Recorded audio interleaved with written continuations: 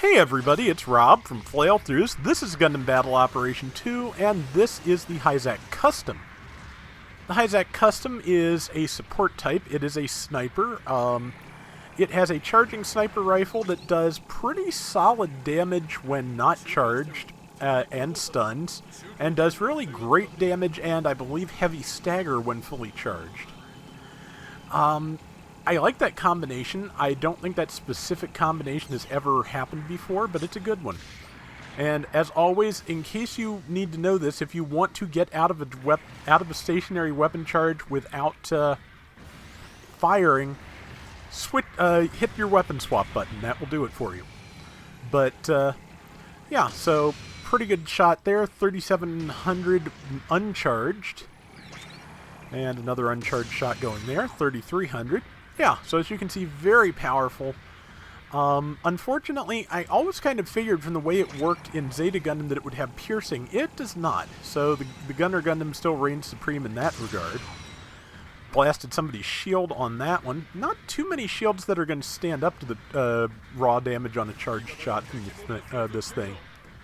Because shields, I believe Maelstrom told me that shields basically have no type advantage or disadvantage and no defense rating. I may be wrong about the defense rating, but I'm pretty sure the type thing is true. You just do flat damage. But I may be getting that wrong. Maelstrom, if I did, please let me know. You know, always good to have the specifics down from somebody who actually knows them and can recite them, you know, correctly. Yeah, 3,100 to that Rick Diaz. Used my Zaku machine gun. It has a Zaku machine gun Kai sub-weapon. Got knocked off the edge by, I think, a Mark II. Might be Mudrock up there, but either way, I've still got, you know, 4 bars of legs and 10,000 hit points. Tagged them there for 3,800. Again, machine gun does pretty good damage with type advantage. Oops, took a downswing there from Rick Diaz. I think that is the... Not sure... I've seen that Rick Diaz color scheme before. It might have shown up in École du Ciel. I'm not sure, and I know that my French is terrible. But I always kind of liked that, kind of wanted to do an MS in action up in those colors. Never got a chance. And now the Rick Diaz is kind of expensive for being, frankly, kind of not good as an MS in action. It looks really nice, and it has a really nifty, like, connector for the shoulder armor, but it just doesn't have a lot of articulation. There's only so much you can get out of those body shapes anyway, but it's not great. It's nice looking, though. I will give it that much. Let's see. We have an airstrike ready, but it's too far from the team. I don't want to... It's a fairly fast-moving support, but it's still a support, so... I don't want to risk being that far from the team and getting ambushed, so... And I was just holding on to see if that person would successfully take B before I spawned in, because I'd like to spawn in at B, but no dice. But, yeah, looking for a shot. There's somebody around there at B who probably is ordering support fire. Tagged that, I think it's a Mark II right in the head. 3,960, I think it was. Yeah, so this is the Mega Beam Launcher it's using is actually really good, solid damage. I believe it has a wider beam when it's charged too. Overheated it, which I do a couple of times in this round. Sometimes if you're trying to support your team and you're taking what shots you can get, it just happens. And following up the machine gun, somebody else got the kill. That is, of course, fine. And the rifle... I believe I put some cooldown parts on here, you know, just in case, but it still cools down fairly quickly, even so. See, I saw this person fighting alone against that Rick, thought I better get over there, but then somebody came up behind me and the other Rick Diaz, and I'm off the side of the world. Yeah, I am suggesting we bunch up, because we really kind of need to, because otherwise we're just going to get surrounded like this over and over again. Let's see, somebody came to, Camphor came to help me with the Rick Diaz. And caught with a downswing, 2,800. I actually would have done more damage just to use my rifle. But I didn't, you know, gain any heat from doing it, so that's something. Landed a tackle. Well, didn't land a tackle, but just kind of skated off the surface of them with a tackle. Caught that person right in what would be the cockpit if we followed, you know, actual Gundam rules. They'd probably be stone dead. But 4,000 damage at any rate. And there's that Rick Diaz, which got a kill shot on. other Rick DS is kind of up the hill trying to kill me. And pulling back. Yep, using its beam pistols on me, that Mark II. I'm trying to fire around my allies there. It's not really working with the beam rifle, so time for the Zaku Machine Gun Kai.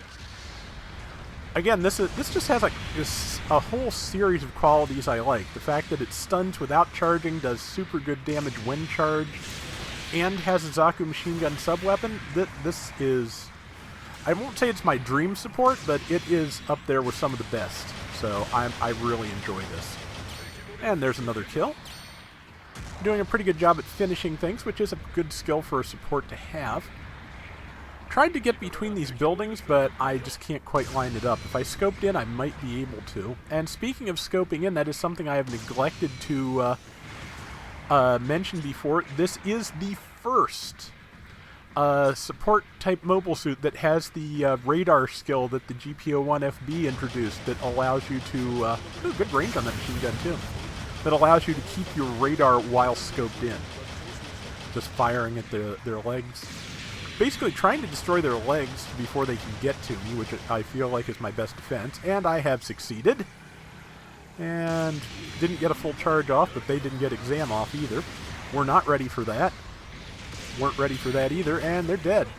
So got a little bit of help at the last second, but I'd say that's, you know, pretty good one-on-one. To be honest, I've fought some nasty Blue Destiny 2s in my time, and you could probably have done that a little more effectively and destroyed me, but I did a pretty good job of keeping them at bay, so I'll take it. Now this Rick DS and its helpers may get me, and yep, the two Rick DSs got me together. I apologize because we were doing really well, and I hate to get killed at this point.